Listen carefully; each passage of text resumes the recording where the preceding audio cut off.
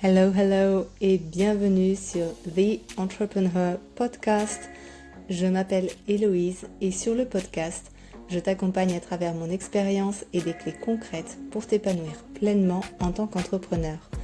Ici, on met ton bien-être au centre car tu mérites d'être la main character de ta vie et de ton business. Ensemble, on réinvente les règles pour créer une vie à ton image.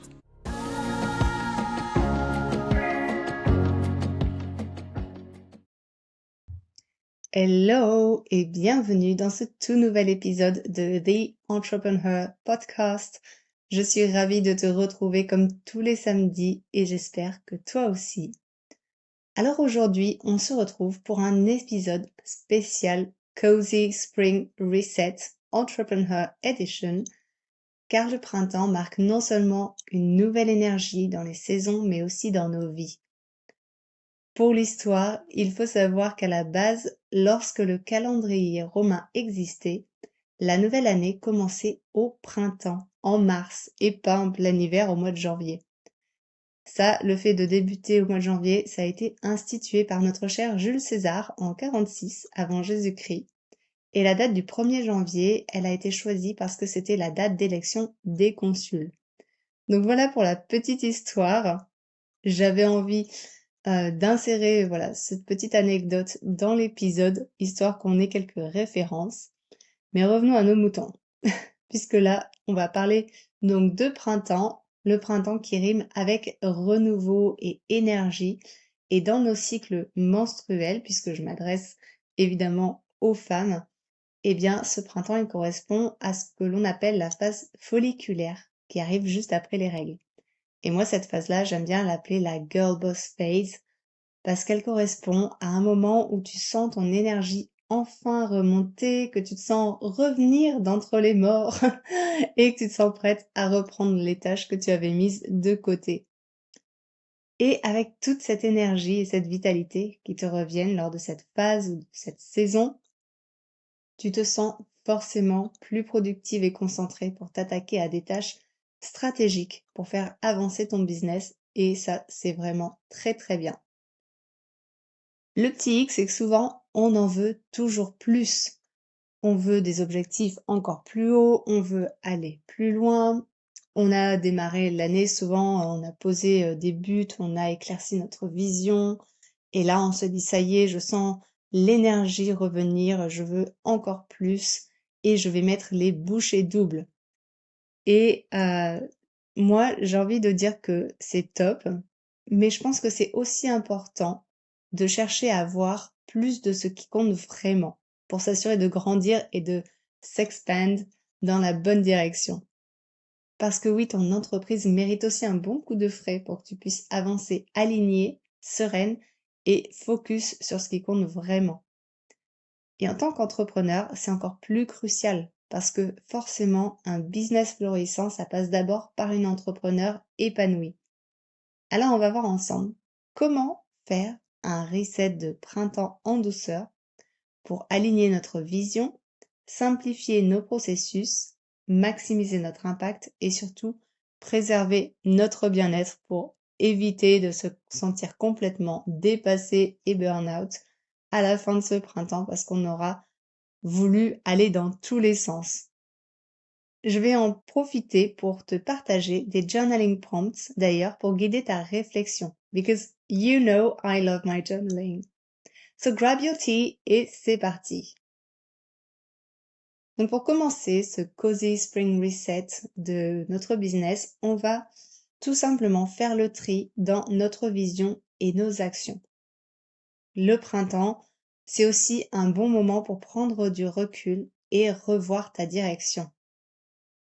Est-ce que ce que tu fais aujourd'hui te mène toujours vers ce que tu veux?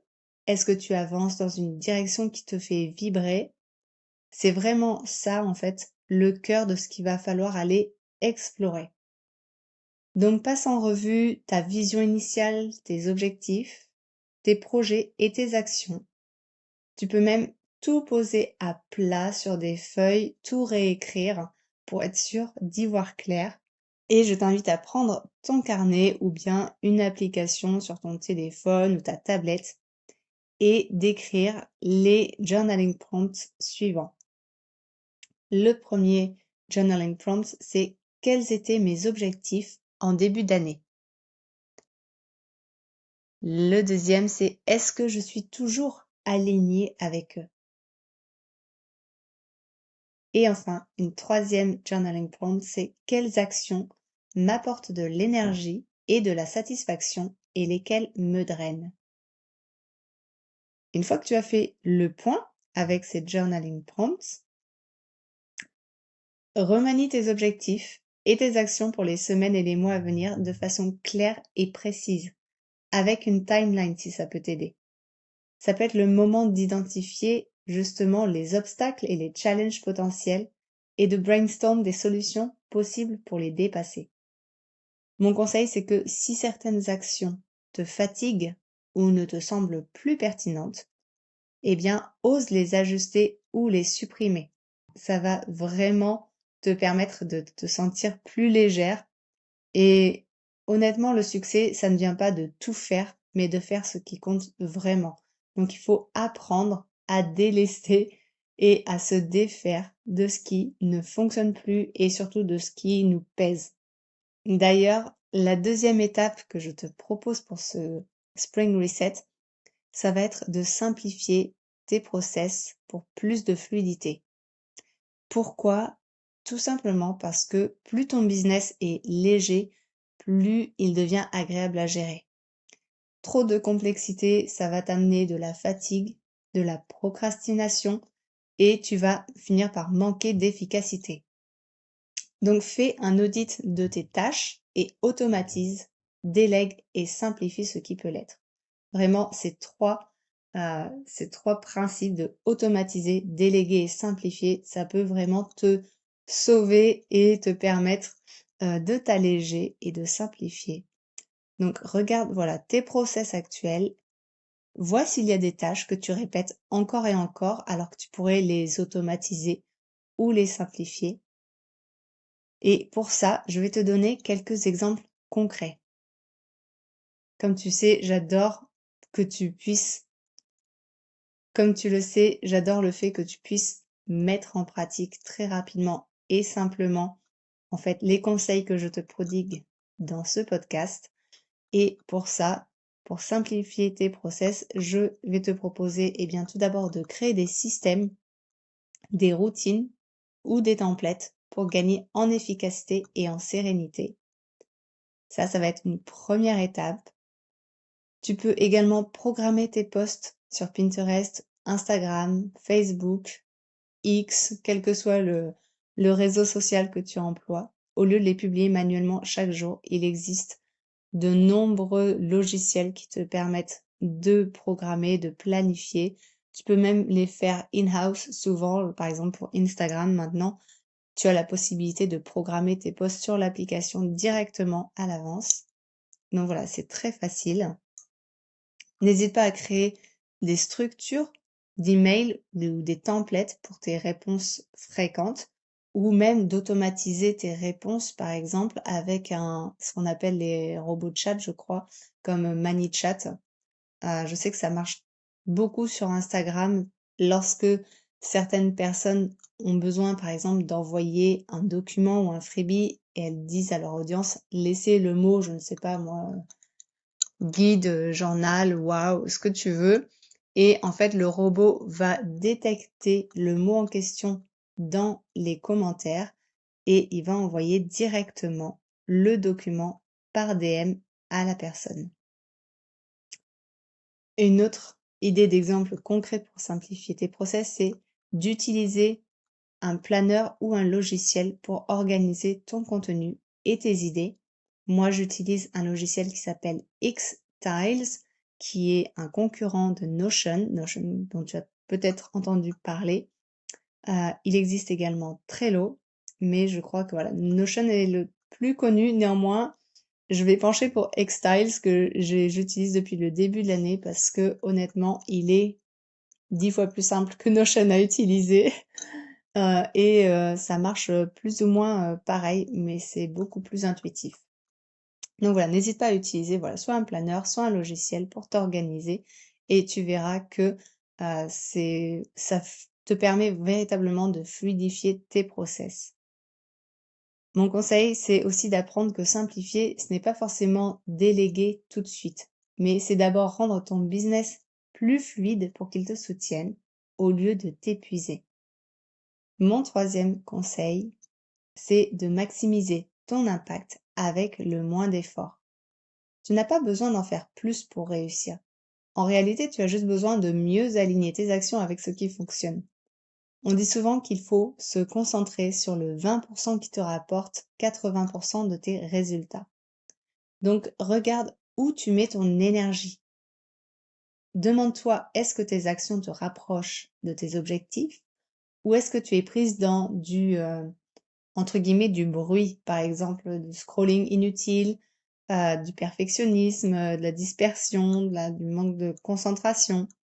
Donc, je te propose un exercice rapide qui va être de faire une liste de tout ce que tu fais pour ton business et de te demander quelles actions ont vraiment généré des résultats concrets ces 3 derniers mois.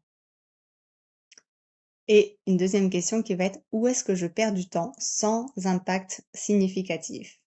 Donc, où est-ce que tu passes du temps, mais tu vois que ça ne fonctionne pas, ça ne marche pas? Mon conseil, c'est vraiment de garder en priorité ce qui fonctionne déjà et d'ajuster le reste parce que parfois, il suffit juste de peaufiner une offre existante au lieu d'en créer une nouvelle pour faire repartir l'énergie. C'est aussi un très bon moment pour mettre à profit ton énergie, ton enthousiasme pour nouer des contacts le printemps.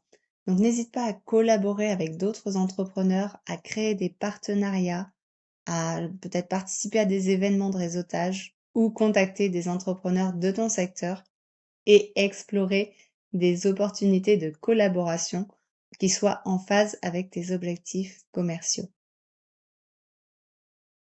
Enfin, et non des moindres, la quatrième étape, ça va être de prioriser ton bien-être pour une énergie durable. Parce qu'un business aligné commence par une entrepreneur alignée. Ton énergie, c'est ton carburant. Et si tu ne la protèges pas, eh bien, ton business en souffrira. Donc, pense à créer une routine de self-care qui est adaptée à ton cycle et à ton énergie. Si tu écoutes ton corps et ton énergie, tu verras que tu travailleras avec toi-même et non contre toi-même. Je t'invite vraiment à retrouver l'épisode que j'avais enregistré qui s'appelle le guide ultime pour construire sa routine, je crois, self-care sur mesure. Je te mettrai le lien dans la description parce que vraiment, dans cet épisode-là, c'est un de mes épisodes phares.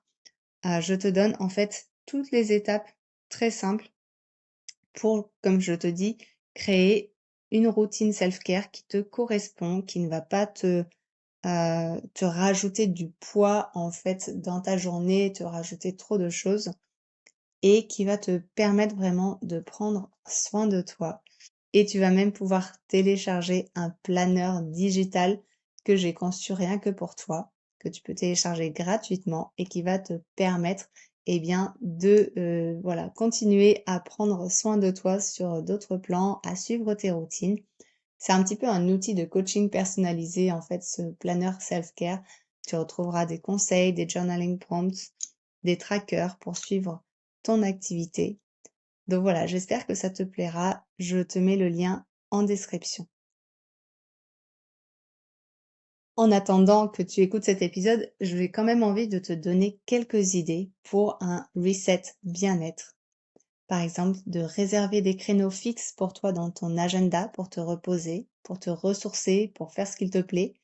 Parce que même 15 minutes par jour, en fait, ça peut faire une vraie différence. Et c'est pas si long que ça, 15 minutes. Je suis sûre qu'on peut toutes trouver 15 minutes pour faire quelque chose pour soi, au lieu de scroller ou, ou bien de rester fixé sur une tâche sur laquelle on est en train de s'arracher les cheveux. Un deuxième conseil, ce serait éventuellement de revoir ton environnement de travail pour qu'il soit agréable et inspirant. Ça peut vraiment aider.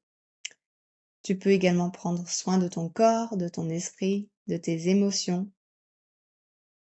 Un autre conseil que j'aimerais te prodiguer, c'est que gérer ton énergie, c'est aussi savoir dire non. Alors apprends à dire non, à poser tes limites, à te respecter dans ton business, face à tes clients, mais aussi face à toi-même. Parfois, le non le plus difficile à poser, c'est celui que l'on doit poser envers soi-même. De ne pas se pousser, de ne pas continuer à travailler dans une énergie ou vers une action qui ne nous nourrit pas, qui ne nous soutient pas et qui n'a pas d'impact. Et enfin, vraiment pour ton bien-être, entoure-toi de personnes positives qui te soutiennent et qui t'encouragent. Vraiment, si je devais résumer tous ces conseils bien-être, ce que je te propose, c'est d'oser refuser ce qui ne te nourrit pas pour garder ton espace mental et émotionnel au clair. Voilà les amis, j'espère que ces conseils vous seront utiles pour faire votre cozy reset de printemps. N'oubliez pas que vous êtes votre priorité, que votre bien-être est essentiel pour la réussite de votre business. Si tu veux aller plus loin, je t'invite à télécharger ta checklist Spring Reset où tu retrouveras tous ces exercices sous forme de journaling guidé. C'est un petit cadeau pour t'accompagner dans cette phase de renouveau. Tu trouveras le lien dans la description de cet épisode. Et cette checklist, elle est vraiment différente du planner self-care digital. C'est vraiment, voilà, une checklist où tu pourras cocher chacune des actions que l'on vient d'évoquer. Et si cet épisode t'a aidé, n'hésite pas à me le dire en DM ou à le partager avec une entrepreneur qui en aurait besoin. Allez, prends soin de toi, fais le tri, simplifie et surtout kiffe ton aventure entrepreneuriale. Merci d'avoir écouté cet épisode. Si tu l'as aimé, pense à laisser un avis et à t'abonner pour ne rien manquer. On se retrouve très vite pour un nouvel épisode. Bye bye!